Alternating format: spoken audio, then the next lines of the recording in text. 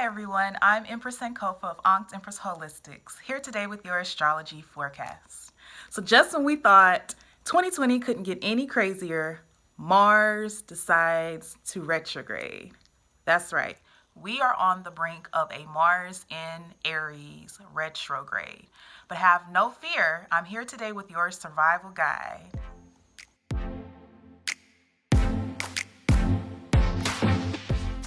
And if you haven't already, please make sure that you hit the subscribe button and make sure that you tap the bell for all notifications. So let's talk about Mars. In Greek mythology, Mars or Aries is the god of war. Mars is the fourth planet from the sun, our next door neighbor. And in our natal charts, Mars represents our aggression, our approach to life, and our sex life. Yes, so Mars goes retrograde every 2 years. And just like when Mercury and Venus go into retrograde, Mars going into retrograde can have some serious side effects if we are unaware of the influence of the cosmos in our day-to-day life as we are going through the retrograde. Mars rules 2 signs, Aries and Scorpio. Aries is the masculine, fiery expression of Aries, and Scorpio is the watery, feminine expression of Mars. We have been in the shadow period of the Mars in Aries retrograde since late July. The retrograde officially begins on September 9th, 2020, and lasts until November 13th, 2020. So yes, for everyone in the United States, the election will take place during Mars in Aries retrograde. That's right, you heard it here. So just as a general rule of thumb, during this time of Mars retrograding in its home sign, fiery Aries, you're going to generally expect petty fights, low sex drive, lack of ambition, just feeling stuck overall. And the 4 signs that are going to feel it the most is, of course, Aries, Capricorn, Cancer, and Libra. Retrograde is a time to rethink, re-strategize, realign, everything. It's not a time to start new things per se. So Mars in Aries, when it's going direct, is a very fiery, spontaneous, rambunctious type energy where we feel like we can get a lot of things done. So when it goes retrograde, we're going to feel stuck in some ways.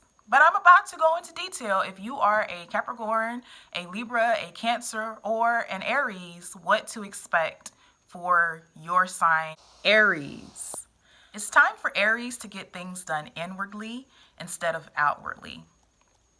So that fiery energy that drives Aries to want to be first, to want to be aggressive and spontaneous, focused outwardly, it's time to focus that energy inwardly. Whereas before, in the last months when Mars was in Aries going direct, we felt like we were getting a lot of things done. But now that energy, that that force within the ram to get things done is just not going to be there. It's going to feel very stagnant. It's going to feel like things are not moving. It's going to feel sludgy for some. And Aries might be irritated with other people when they feel like things aren't moving fast enough, or traffic is not moving fast enough, or the line in the grocery store is not moving fast enough, or Aries is like punching into something to be first and then they're second. So an ounce of preparation is worth a pound of cure.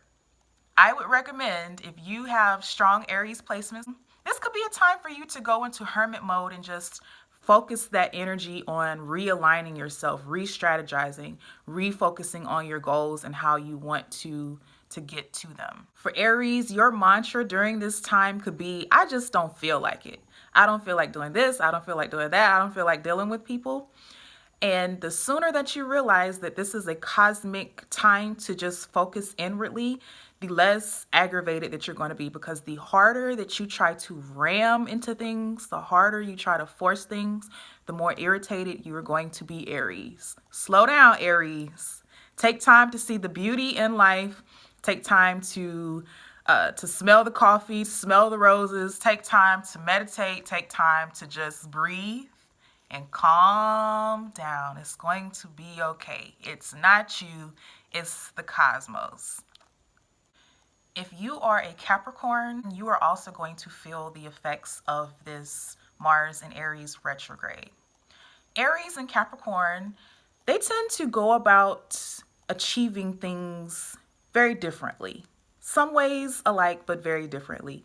Aries likes to be first. Fiery energy, let's do it, let's get it, and sometimes makes impulsive, rash, and thoughtless decisions, whereas Capricorn is more likely to sit in the cut and analyze and create a strategic plan how to get to the top. So it's not a lot of impulsive decisions with Capricorn. They're well thought through. Every step is calculated. But during this retrograde, Capricorn could find it difficult to make some decisions. Some of these decisions could be important decisions. And for this reason, it could be more difficult for Capricorn to make some decisions. Capricorn's patience could be tested, because whatever that golden plan that Capricorn had, it just might not be working right now. Or Capricorn could find it difficult to muster up that same ambition to go after what it is that they want to achieve during this time. But this less fiery energy that we have, this less impulsive energy, because Mars is going backwards from our perception. If a Capricorn sun, moon, or rising uses this to their advantage, they could find this energy as somewhat beneficial. Yes, it's going to push them to think differently and to act and behave differently during this time. But if they go within, they can find the root of what has been holding them back. Capricorn may find this energy to be beneficial if they're able to harness that stagnant outward energy and focus it inwardly on reassessing, realigning, and refocusing on matters dealing with career, the home, and children. If Capricorn is able to go within and reassess these things, they might see that whatever plan they were working on achieving that has been delayed for some reason, there could be a method to the madness. Rethink things, Capricorn, and reformulate your plan on getting to the top of the mountain. Cancer is also going to feel the effects of this retrograde. Cancer and Aries understand and process emotions very differently. So for Aries, emotions are all about 0 to 100, anger and frustration. And Cancer, on the other hand, for them, emotions is just a big sea of feelings. Both fire and water remain in motion. But what happens when that flowing ocean that stays in motion becomes a stagnant pond or a lake? Cancer could be forced to go within and sit with some uncomfortable emotions, possibly surrounding the home and family.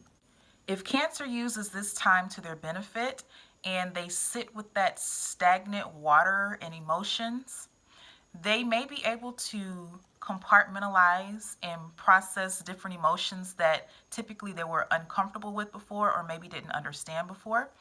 And they can channel that energy in a productive way so that when Mars in Aries goes direct again and they're projecting energy outwardly, it's in more constructive ways versus destructive ways.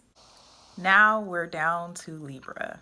So of the 4 signs that I mentioned, Aries, Libra, Cancer, and Capricorn, Libra is probably going to feel the pressure of this retrograde the least of those 4. However, it is important to note for Libra to not get too comfortable in this inwardly focused, stagnant energy. So naturally, Libra is more inwardly focused than Aries. They're on the same axis. So Aries and Libra are the same, yet they're opposites at the same time.